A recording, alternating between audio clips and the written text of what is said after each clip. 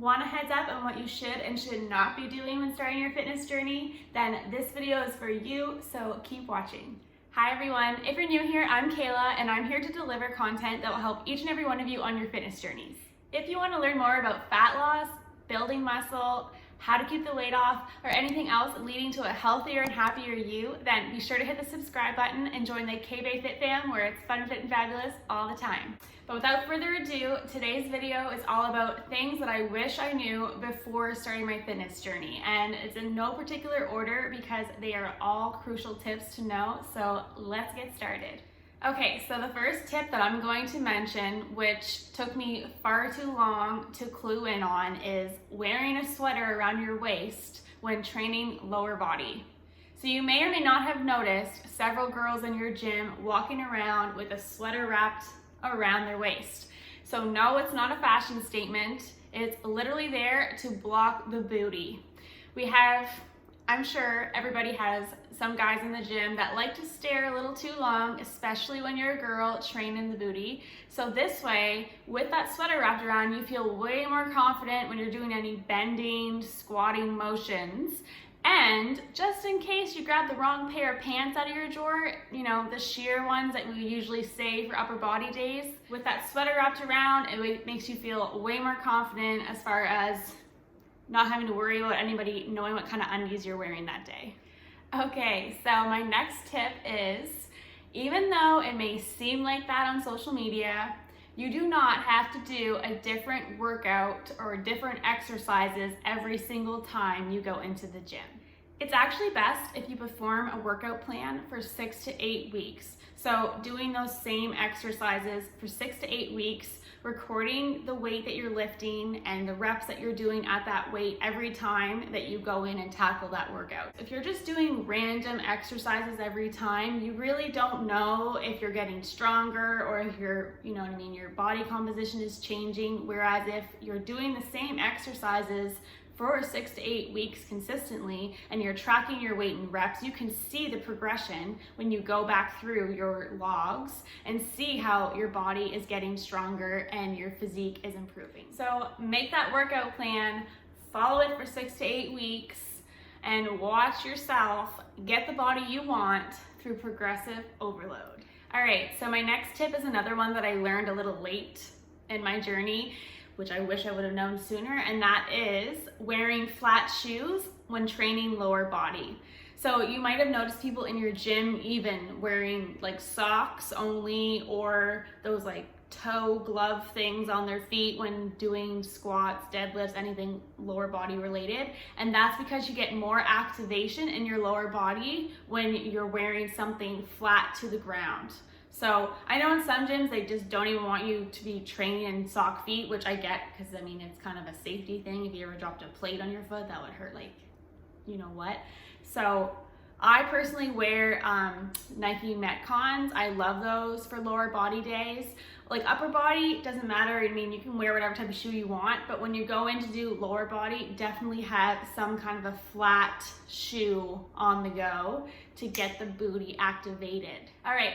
Next tip is, which I learned the hard way, always keep a pair of wired headphones in your gym bag.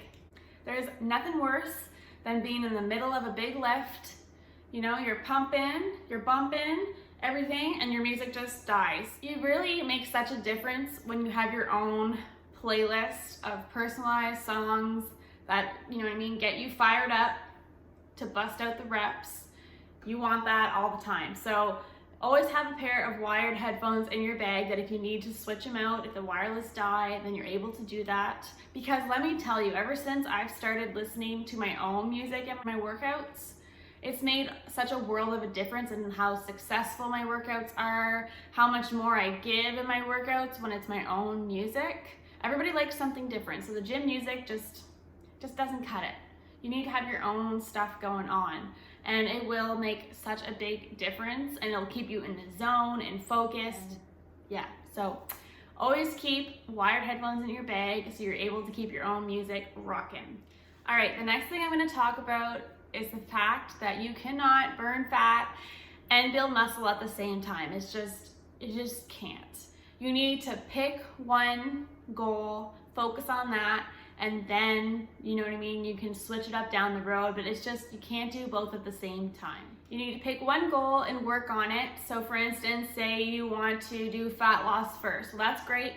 Do your cut, then go into a reverse diet to slowly build the metabolism back up. Or if you want to, you know what I mean, build muscle. Put the muscle on. Once you reach a point that you're like, hey, I don't want to build anymore, I'm comfortable with where I'm at, go into a maintenance mode. But then you can shift gears after that and switch what your goal is. When you are first beginning, you may be able to put muscle on quite quickly, and this is called like newbie gains. So you might be able to put muscle on and kind of burn fat a little bit at the same time, but that won't last forever. It's literally just when you're new to the lifting world. Eventually that fades out, and then it's like you really need to put the work in to continue to build muscle, or vice versa with fat loss. When you're first new to lifting, you will probably notice changes like that right off the bat quickly, and how your body is changing because you're new to lifting. But eventually it will take time to continually see those changes in your body composition. That's why you need to pick one goal and focus on that, and then you can carry on to work on to a different goal. If you're not sure what to do first, my personal rule of thumb would be to start trying to put on muscle. Chances are your metabolism is already shot, so you need to work on that metabolism, and the best thing you can do is start to put muscle on, because the more muscle you have, the faster your metabolism will be. Once you're happy with the amount of muscle that you've put on, then you can go into a slow cut. And when I say slow cut, it means gradually start to dial back the calories you're eating, or the amount of cardio that you start to implement. You never want to go like balls to the wall and like, whoo, I'm on 1,200 calories and I'm doing an hour of cardio a day. Like, then you have nowhere to go if that's your starting point. You want to slowly add in cardio, and you want to slowly start to cut back the calories you're eating, because your body will respond. It takes time, and that's the best thing you can do, is to go about it in a slow manner to preserve the muscle that you just hardly worked to put on. And then same thing with fat loss. Once you reach a place that you're happy, then you can go into what's called a reverse diet. And the whole point of that is to bring your metabolism back up in a controlled manner, so that you're adding calories back in slowly to almost like maintenance level calories, but still preserving the body that you worked hard to achieve in that fat loss phase. All right, the next tip I'm going to talk about, which is another one that is so important, especially when you're new to the gym and you're nervous, that is having your workouts pre-planned in your phone.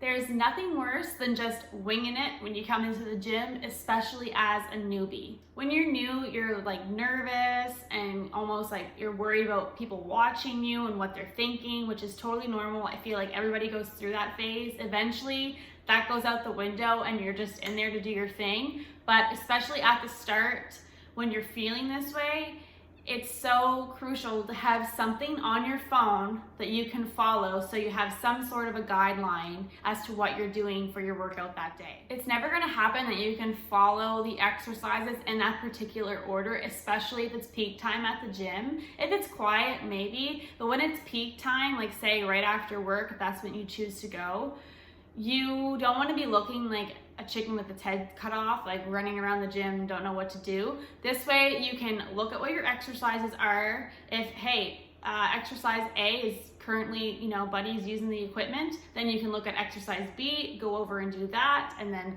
loop back around to exercise A. You always want to have some type of purpose and focus when you're going into the gym, so having that workout plan laid out in your phone will make such a world of a difference.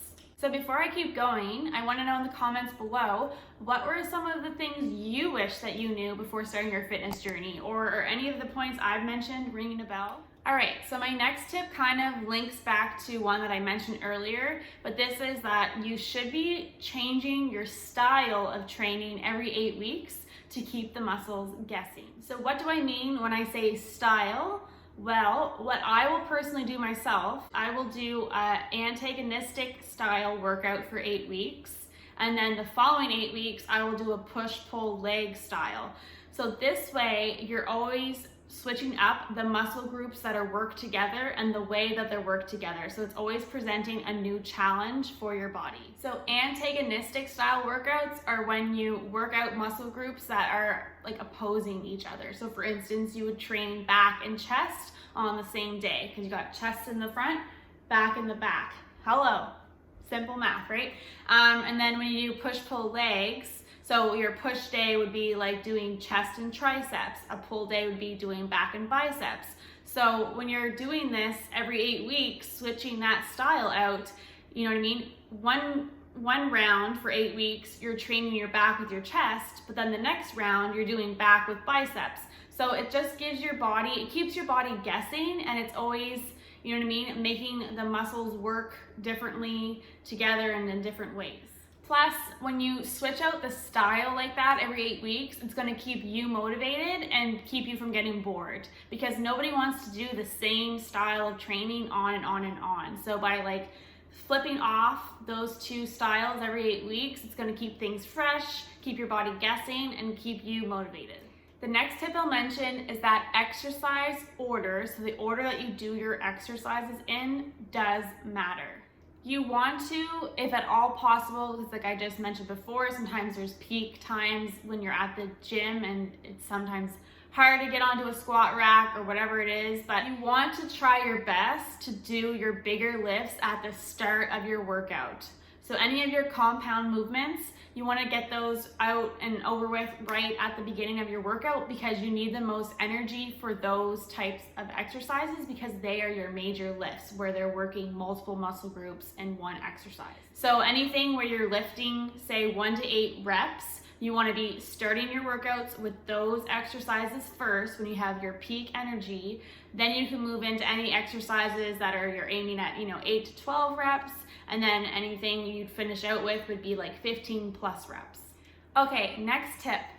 If you're doing cardio, always make sure to do your cardio after your weights, or keep it to non-lifting days. Cardio usually depletes all energy, so that's why it's so crucial to do it after you do your weights, because if you go ahead and do like 20 minutes, 30 minutes of cardio, and then you decide to go lift weights, you're gonna be feeling really sluggish and tired, and you're just not gonna have a good lifting session. So always do your weights first, then do your cardio, or better yet, have those off days where you're gonna do your cardio then, and keep your weights on separate days.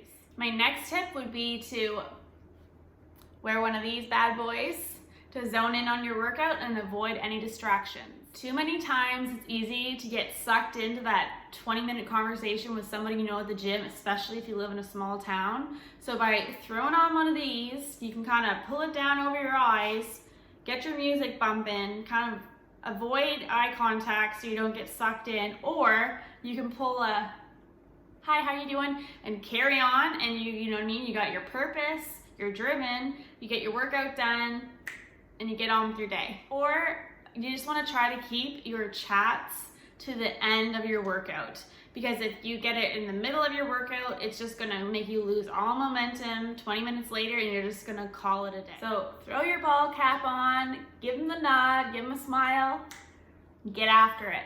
My next tip is another one that I learned later in my journey, and I'm like, why did I not know this sooner? But train smart. So killing yourself in your workouts where you're literally dying and dripping of sweat and cannot catch a break or a breath does not actually mean better. Because when I trained like that, I literally was like, well, why am I not getting the body that I want? Why am I not getting where I need to be? And that's because I was not training smart. You need to be taking appropriate rest periods in between your sets, depending on, how many reps you're doing. So for bigger lifts, you want to aim for 1 to 2 minutes.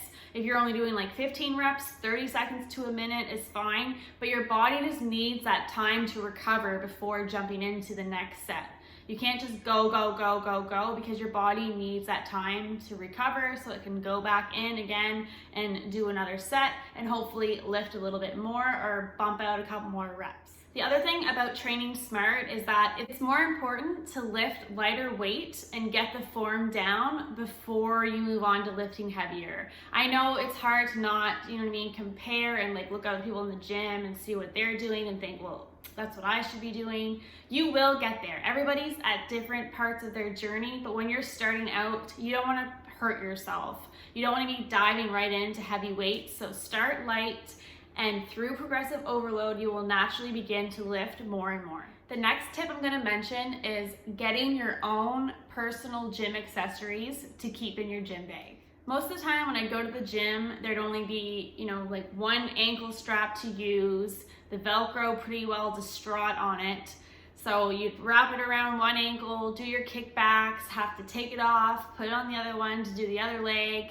Or, halfway through the movement, the freaking Velcro would let go and be slamming your leg back against the cable, which is also dangerous. So I would recommend purchasing your own 2 set of ankle straps to keep in your gym bag. So you can buy them that way, and they're like really affordable. I have mine linked down below, the ones that I bought off Amazon, and they work awesome. Plus with COVID, it's so nice to have your own gear that you can use and just take it home with you and bring it the next time. It's nice to have the 2-pack of ankle straps as well, so then you can literally just snap them on each leg, and then all you gotta do is just hook and unhook every set, which is a time saver. The other thing I would definitely recommend purchasing to keep in your gym bag is a barbell pad. So for your hip thrusts, because I don't know about your gym, but at mine, it's like the thinnest material. It provides no protection for the, pelvic bone area. One that I bought off Amazon is also very foamy, very thick, and it has straps that come with it actually that you can put around the barbell to hold the pad in place so it's not moving around as you do your hip thrust. I also recommend purchasing a pair of like lifting gloves or even lifting straps, because once you start lifting heavier weights, like even like holding dumbbells or like gripping the lat pull down, for instance, as it gets heavier, it's harder on your hands. Like you get more like calluses and things like that. So the gloves will protect your hands from that happening, but then also the lifting straps will actually help you pull more weight as well. All right, and so talking about lifting more weight, my next tip is, which I cannot believe people still ask this and still worry about this, but for the people in the back, you cannot get bulky from lifting heavy weight as a female. I think women are still so nervous because that's what was put out into the world for so long, was that women should only be doing body weight circuits, or they should only be lifting 2-pound dumbbells for a gazillion reps if they don't want to, get bulky. But the truth is, you cannot get bulky. No matter how much weight you lift, you cannot, because our bodies are not designed that way. The female body is not made that way. The only way I could see a woman getting bulky from lifting weights is if she was on steroids as well. The other important thing about fitness is that you want to find something that you enjoy doing and that will keep you active. You don't want to be doing something that you hate, or else chances are you're not going to stick with it.